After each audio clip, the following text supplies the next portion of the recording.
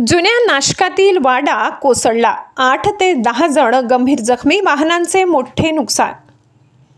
नाशिक जुने नाशिक येथील खडकाळी भागात हॉटेल गरीब नवाजच्या मागील बाजूस असलेला जुना दुमजली वाडा मंगळवारी रात्री 8:30च्या सुमारास कोसळला। या दुर्घटनेत अनेक जण ढिगाऱ्याखाली दबले होते।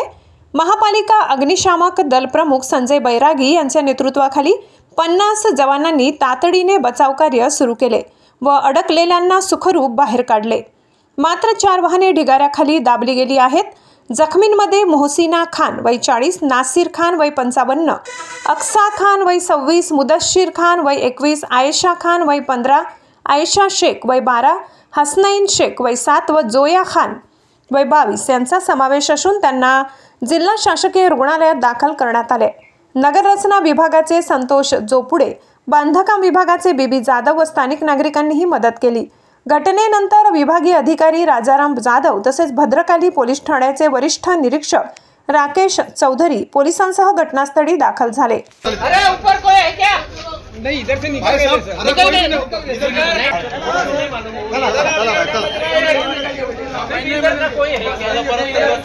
सोमनाथ थोरात, लीडिंग फायरमन, अग्निशमन मुख्यालय, शिंगाडा तलाव।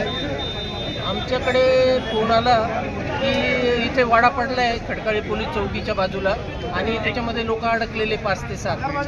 त्या हिशोबाने आम्ही मुख्यालयातील पहिली QRV रवाना केली आणि इथे येऊन बघितलं तर लोक लेडीज आणि लहान मुलं वगैरे अडकलेले होते।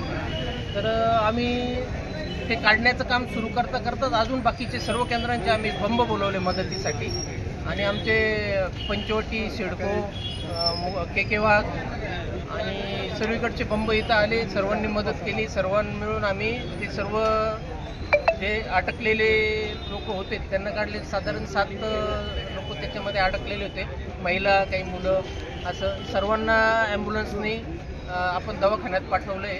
ते किरकोळ जखमी झालेले आहेत आणि छोट्या 2 व्हीलर वगैरे 4 ते 5 गाड्या आहेत त्या दबल्या होत्या मडकाखाली।